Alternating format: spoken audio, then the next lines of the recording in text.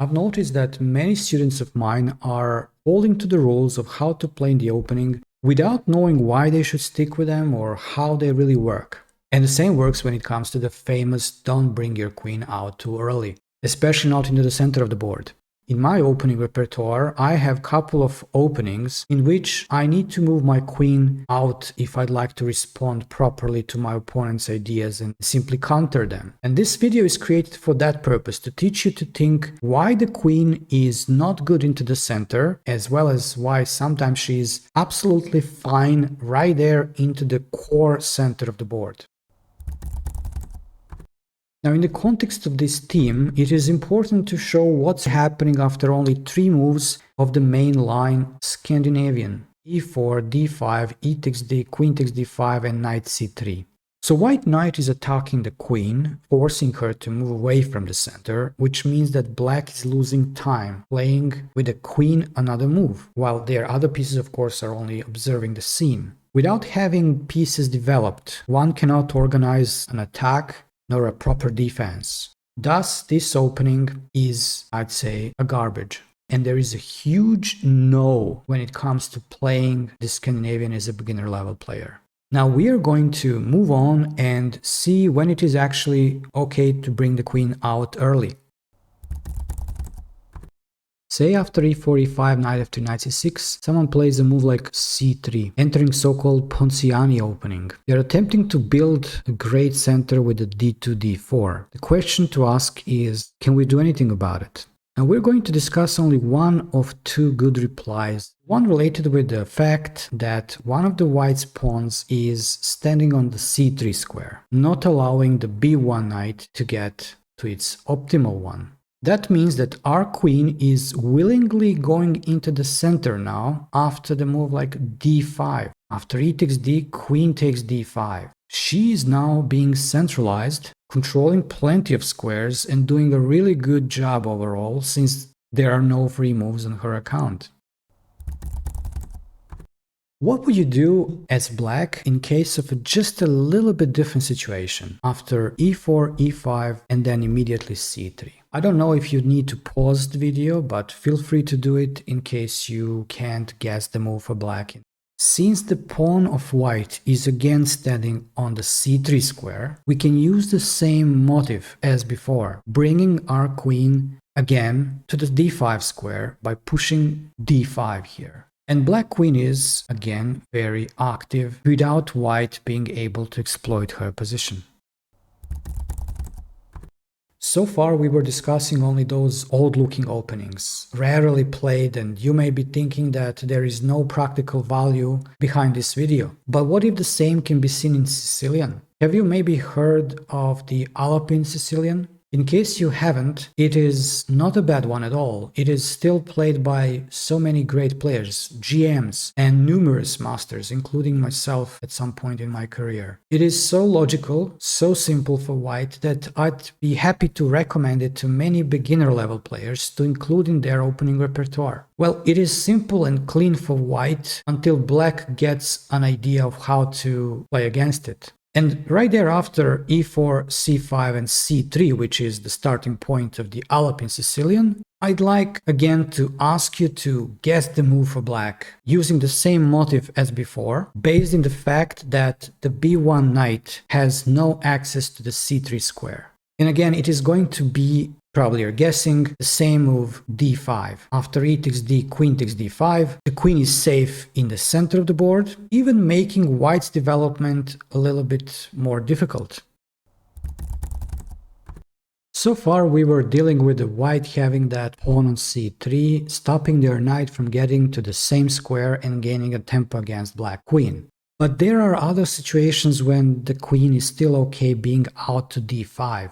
One of which is the classical Tarrasch, which goes with e4, e6, d4, d5, knight e2, c5, and after e takes d, queen takes d5, fearlessly bringing their queen out into the center. This time, actually, black queen can be easily attacked by white's f1 bishop. And that's gonna happen only after white first goes with the knight to f3, covering the g2 pawn. So knight g to f3, c takes d4, bishop to c4, queen to d6, white castles, knight b3. This is how the line typically goes. Knight takes on d4, black takes and plays a6. You can see that the bishop on c4 is actually not doing much. And that is the black's idea behind getting their queen out and giving white a tempo. Overall, black is calculating and relying on the fact that the c4 bishop is going to need a better square, and the lost tempo that happened here, playing back with the queen to d6, is actually not that much relevant.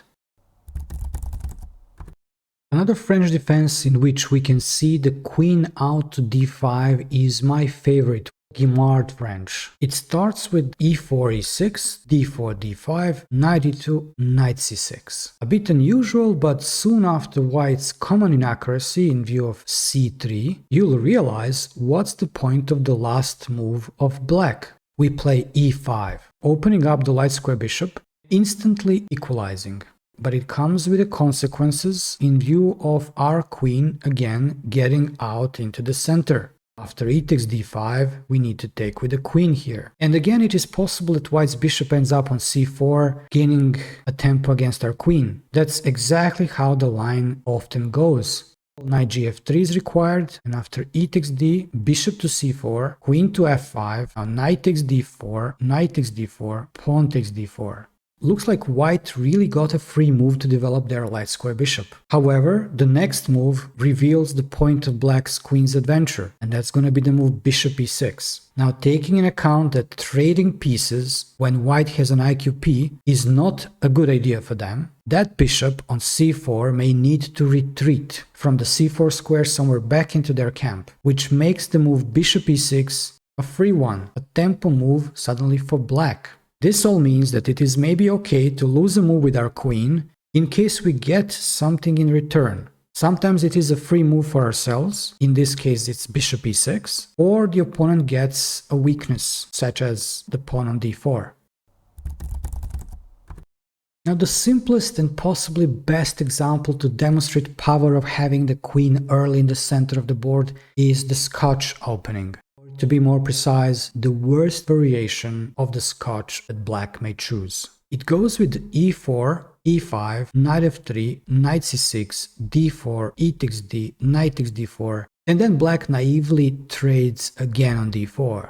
Now, those that are not aware of the things that we are discussing here in the video probably would be thinking that black is doing well here, but it is completely opposite. Stockfish gives white a serious advantage of half of a pawn because the queen is really well placed in the center and is obstructing the black's development. Now, I'd suggest you to try this and see how it works, but better look at it from black's perspective, because you are going to feel the pressure, how difficult it will be to develop while white's queen is dominating the board.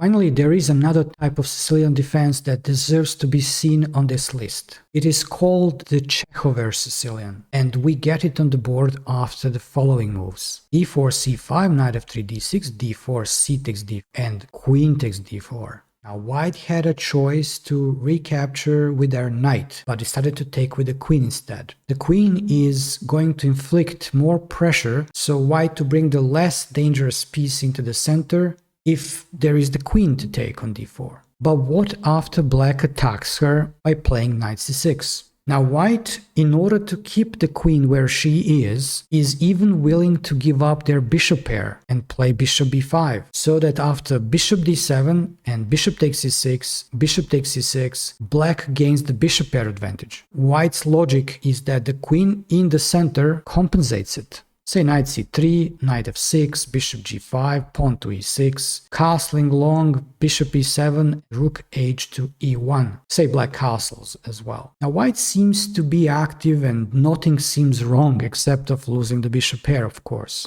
The example of this kind is there to demonstrate how sometimes we even give up something in order to get and keep the queen into the center. That's how important centralizing the queen can be.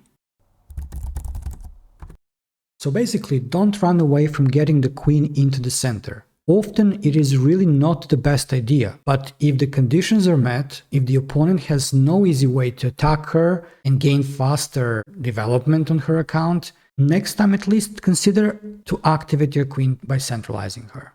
Now probably I forgot some other examples, and if so, feel free to write it in the comments. Also, if you have anything else to add, complain or thank me for this video, I'm not gonna lie, of course I'd love to see it.